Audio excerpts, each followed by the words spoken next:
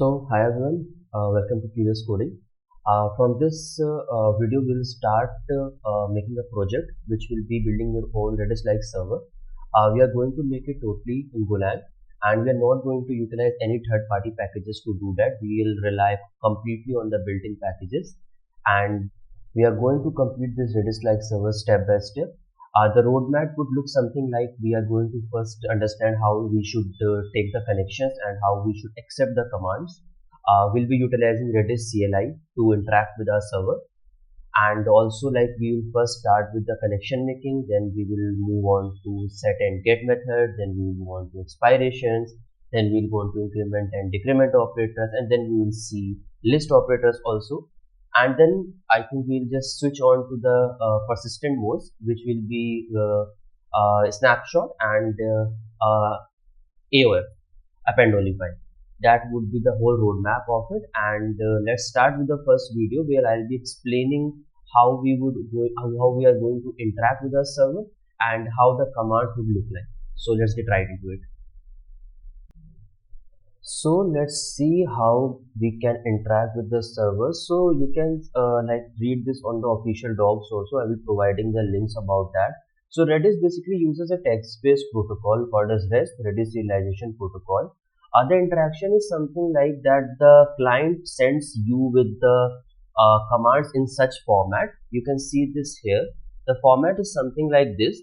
So I'll be explaining that what is this format, and basically this is how we're going to interpret the incoming commands. It always starts with a star, a numeric number. This simply means that it is an array.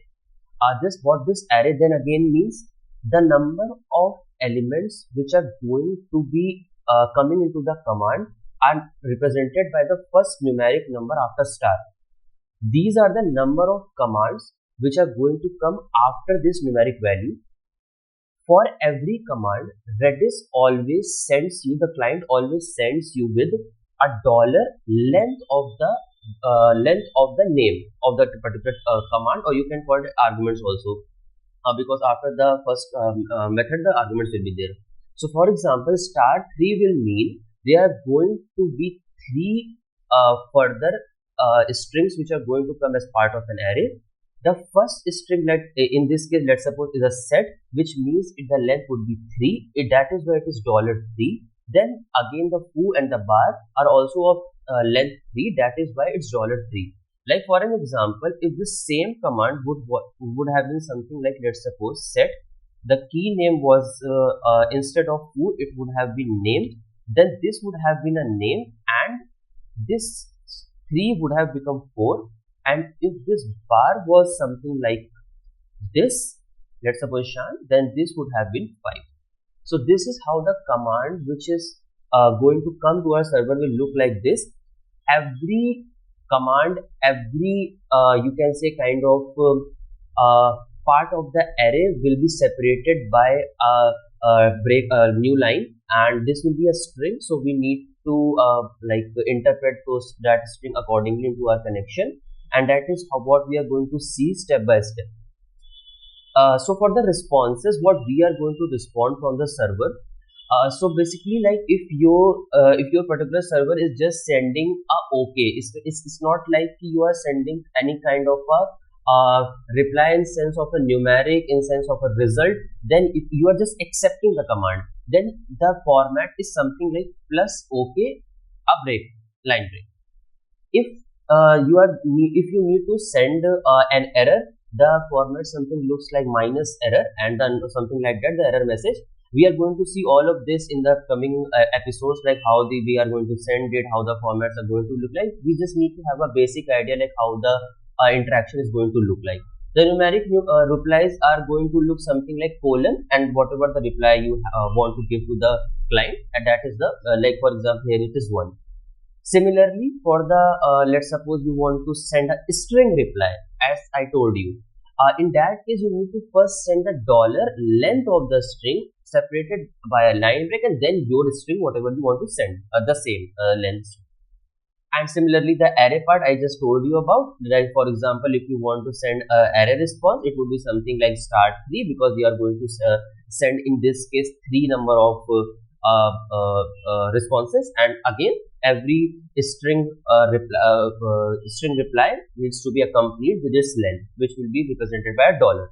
So that is how a basic interaction in terms of accepting and in terms of responding looks like when you are utilizing RESP. So we are going to build our whole server on RESP, and let's see how we are going to start with accepting the commands onto the connection, and how we are going to basically interpret the commands. So let's first start building it from a main.go. I'll be utilizing the code I have, and I'll be explaining how I'm going to use this. So let's first start seeing this. So the first part is that we are going to make a server, and we are going to listen on it. The port should be 6079 because we are going to interact on the default Redis port, which is 6079. So we are going to utilize the net package, the built-in net package. We are going to listen on a TCP connection on this particular port of your machine, and for that we are going to simply do a net.listen. If you are going to fail on it, then we are going to log it. And also we need to be very skeptical about this. We need to be very careful about this, that we are always closing the connections. We are always closing the you can say any kind of connection you are making to anything. So that is very important. So that is what we are going to do with the use of defer. It is going to close the connection once this particular whole main executes. So once that is done, we are going to just log that the server has started on this port. This unlimited for loop, what is going to do is we want to keep accepting new connections onto a server, right? So for that, if any new client connects to our server, then we just want to accept it. After accepting that connection, we want to handle the whole connection onto a go routine. This is simply to not block the execution, such that no other client is able to connect until the first execution is completed, something like that. So that is the whole reason we are going to do it like this. We are going to open a go routine, and we are going to handle the whole connection which we have accepted onto another routine. So let's see that how the handle connection is going to look like.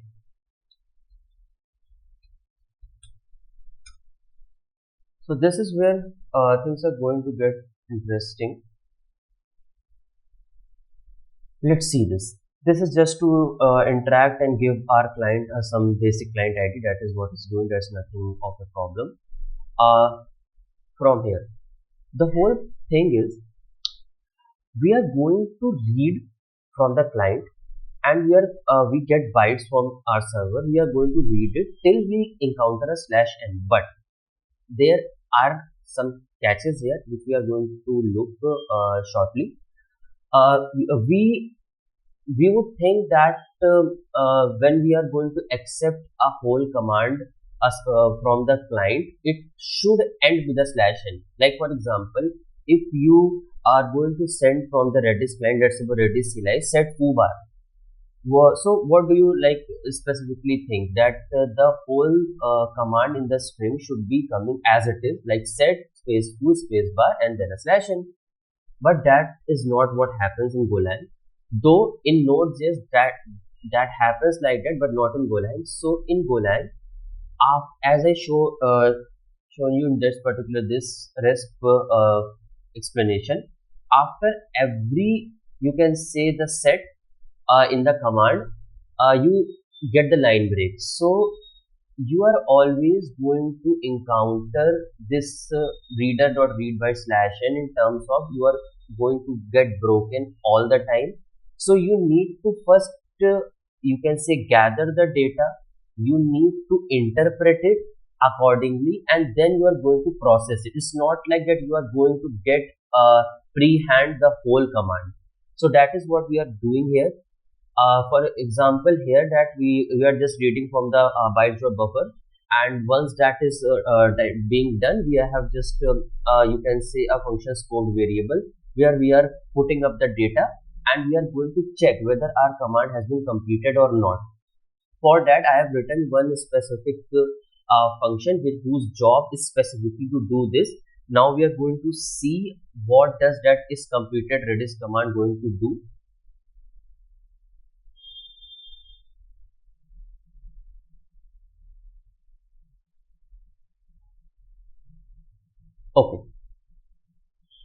So let's see this is computed Redis command. First of all, we are going to take it for the precautionary purposes. We are going to trim it. Once that is done, because that is a array of byte, we are going to convert it into a string for getting the string data.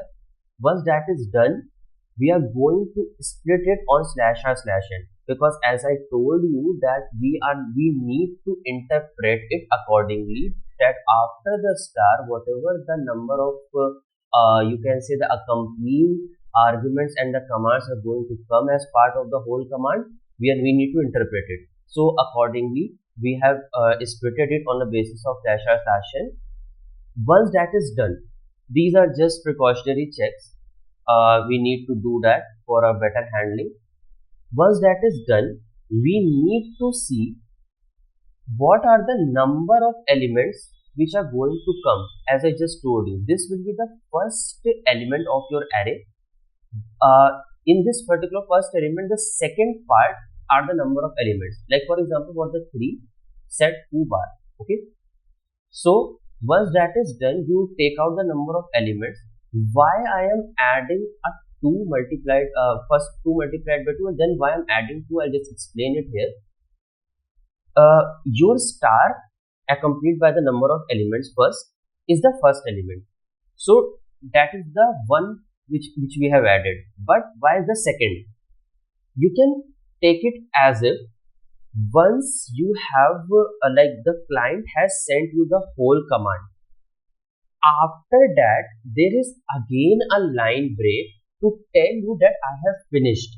Client will tell you that I have finished sending you. But you have to interpret it in a way that once the client has finished, you would be having 2 line breaks at the end.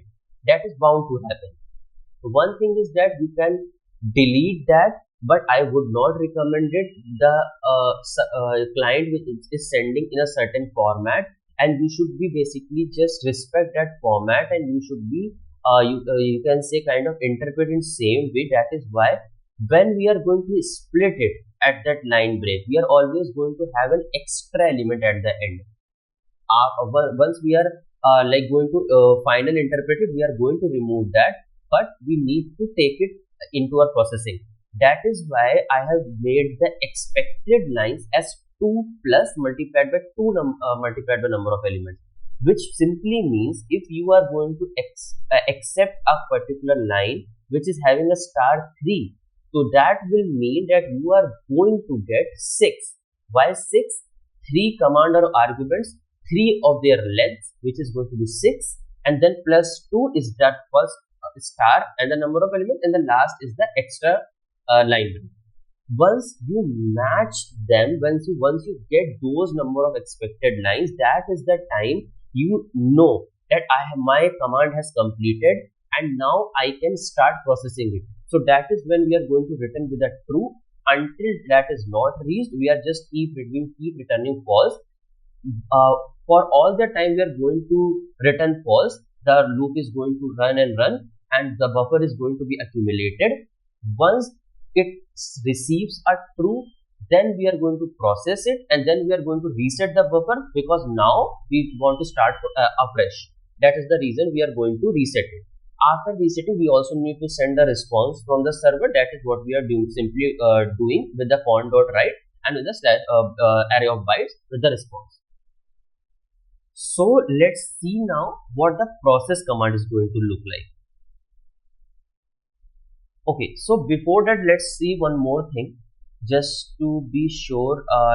Let me show you that what I am saying is going to happen, or let's do that once we are going to start the demo. So like for example, we should just complete this process commands.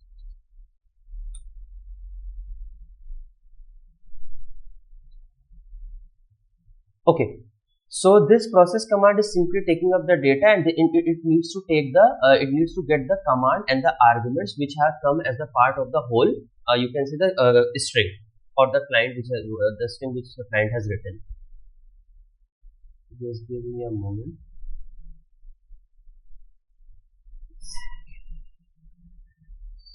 Okay. Here also, We are going to split it. We are going to respond. We are going to filter out the last line which I just told you about, because the line break which came as the precautionary measure, the line break which comes as an extra, we are going to take it out from the filter non-empty utility function which I have just written here. So once that is done, we are going to see that we have also, we need to understand one thing here. Once the number of lines which have come are less or equal to 2, that simply means that your command is incomplete. Why I am saying that? You can imagine it as let's suppose you have sent something like star 2. What would that mean? That would minimum mean, or rather I should say the star 1. What does star 1 means? Star 1 simply means that after the 1 you are going to have at least one string and its length. What would be the actual length of the array in that? It would be 3. So if you are having anywhere less or equal to 2, that simply means the command is incomplete and you don't need to process it. That is why we have this precautionary validation.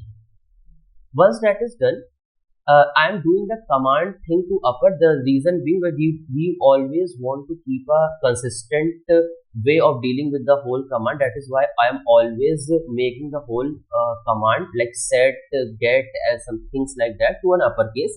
That is the reason of doing this. As I told you when I was showing you the REST protocol, why I am taking the second value out of this array. It simply means because you are going to encounter this as the third index into your particular the whole string which you are going to get.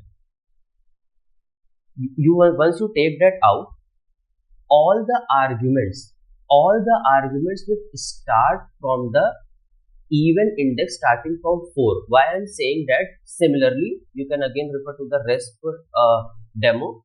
You can say star 3 is, this is 0 index, this is 1, this is 2, this is 3, start from here 4, then it will go to 6, and then further like that 6, 8, something like that. So that is why we are jumping onto the even indexes starting from 4. We are appending to our array of slice of a string. Once that is done, we are just sending away with the command and the arguments. That is what simply we are doing here. Once we get the command and the arguments, if there is no error, we are going to execute it. If there is error, we are going to send a response which is -err unknown command. Why we are doing it? Because I just told you about the format which client, the Redis CLI client expects you to send from the server is -err space your error message. That is the format and we are following that. Also, we need to have a line break at the end. That is important. So we are following that also. So once that is done, we are going to simply see, we can also remove all this here, I think, or no, let's just keep it, else that is going to give us some problem. Let's just do a plus OK / and we don't need to see the handles as of now. It will create kind of a problem here. So let's suppose we have a, okay, let me just add some handlers here also so that we can see. Okay, so this is just a simple basic handlers function. We have to just added a command handler. This is the first command. When you interact with the Redis, you get this particular command, and we are going to see how this is going to look like just in just a moment.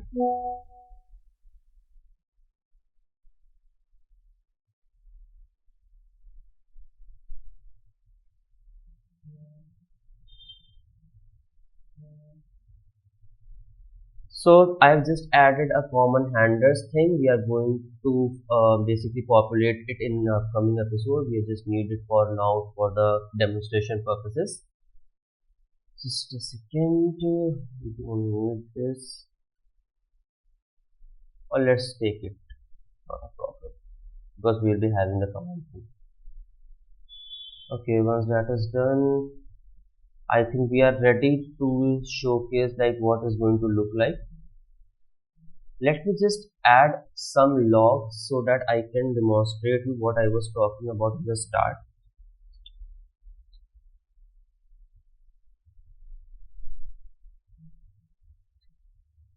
Or rather, I think I should show you first the string data. That is what's going to be beneficial for you. Okay.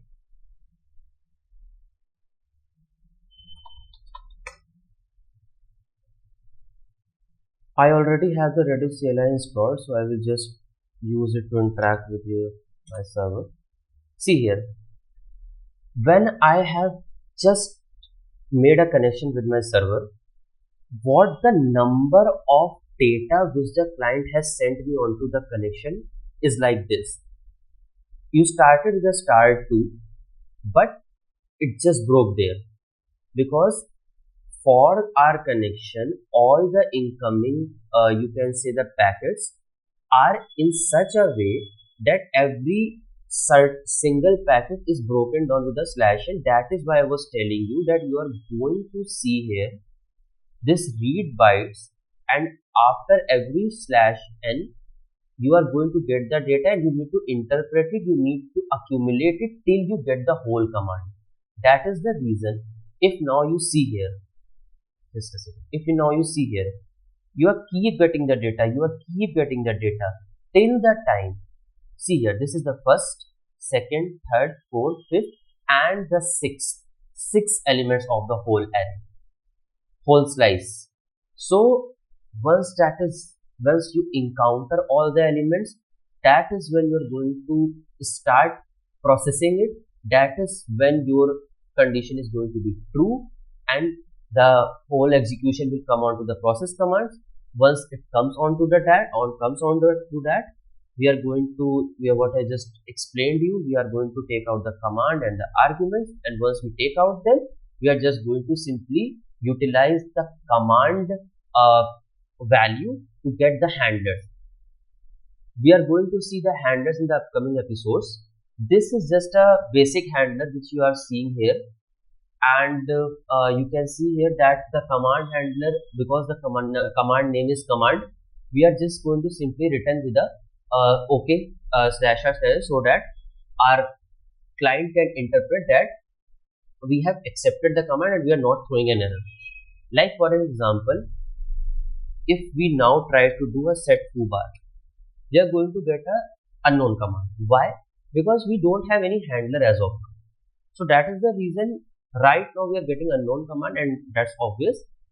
In the upcoming episode, we will start with the functionality of implementing set and the get method, and then we are going to see more of the usage of this particular server. We are going to see more of how we are going to interact, how we need to send the replies and things like that. So stay tuned for that, and let's see you in the next episode. Thanks for watching. Do like, comment, share, and subscribe. Happy learning.